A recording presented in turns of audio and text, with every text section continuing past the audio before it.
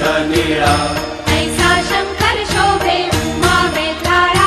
जय देव जय देव जय देव जय देव जय श्री शंकरा हो स्वामी शंकरा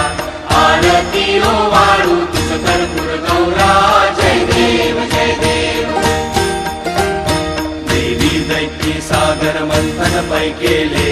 रामाजी अवचित हलाहल सापडले टिप्पा असुरपणे प्राशन केले नीळकंठ नाव प्रसिद्ध झाले जय देव जय देव जय देव जय देव जय श्री शंकरा हो स्वामी शंकरा